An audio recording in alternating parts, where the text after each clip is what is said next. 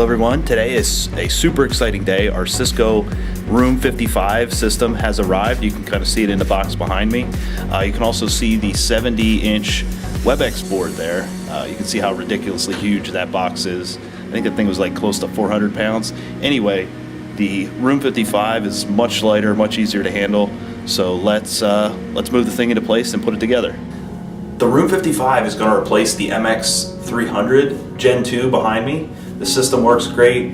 There apparently is an error reported on it right now. So either way, we're going to swap it out and we're going to get the latest and greatest in this room and get it up and running. Let's dive into it.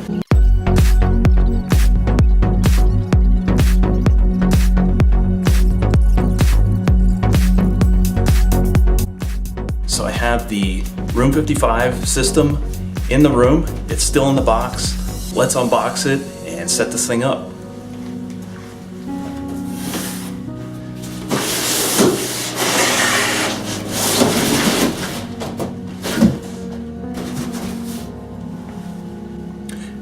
With the outer box off, let's take off the foam, get all the pieces out, and see what it is that we're actually working with.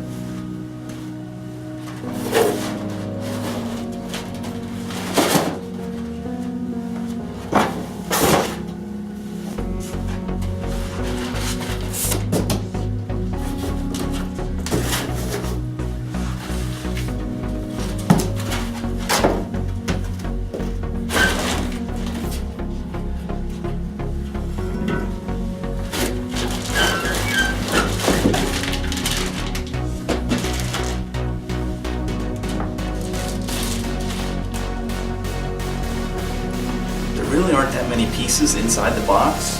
There's the floor stand, there's the post that the thing is mounted on, and then there's the box of parts.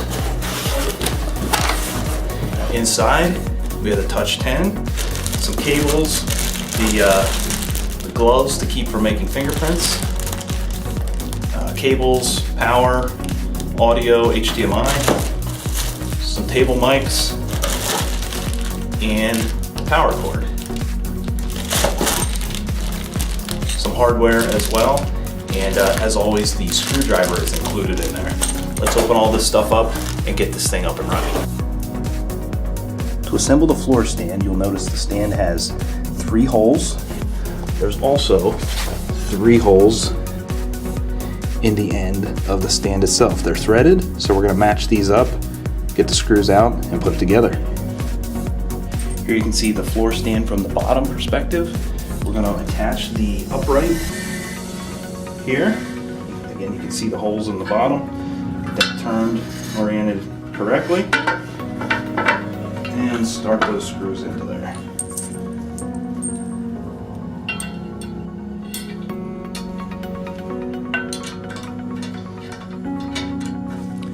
Next, you'll notice some threaded holes on the end of the legs. We have a handful of feet. They have threaded ends.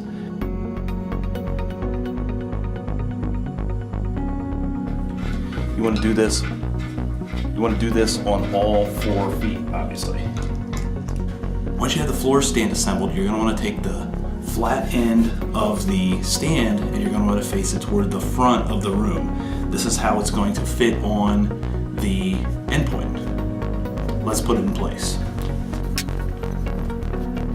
You'll notice that the endpoint itself has the back panel inside the bag. We want to take the bag off and make sure that piece is in a safe place. And then ultimately we're going to grab the display and sit it on top of the stand.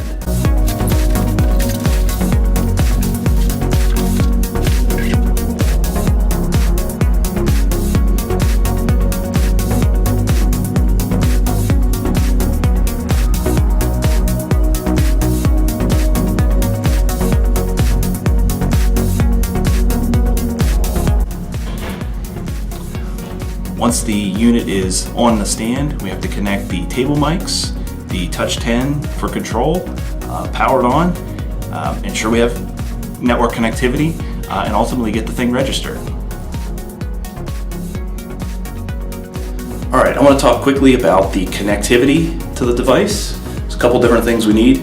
Obviously a power cord, just your standard issue power cord. We have the ribbon cable, which is essentially a Cat 5 cable that's going to connect from the back of the unit to our Touch 10. We have the Touch 10, of course. This is the control panel for the unit. We're going to connect the port in the back with that ribbon cable. There is an HDMI cable. This is for sharing your screen from your laptop when you're sitting here physically in the room.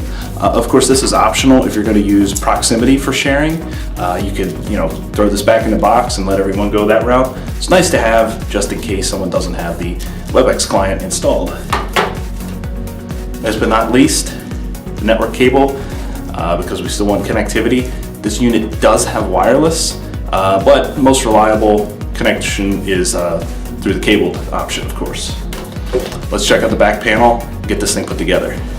Here you can see the back panel of the unit. We of course have our power switch, power outlet. There is a network port and then another network port for the Touch 10. The Touch 10 port will provide PoE. There's some service port, USB ports, and then over here are the microphone ports, just the 1/8 inch audio jack. You can connect an additional display, and then there are 2 ports for PCs. One actually says HDCP. This is with the HD content protection. You can actually feed that into that port. The other one you can use with your laptop.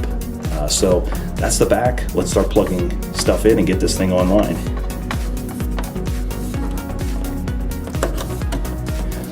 You'll notice as I plug in, there's also a piece here. I'm not sure if you can see that. There's rubber inside of here, little channels where you can pull the cables in.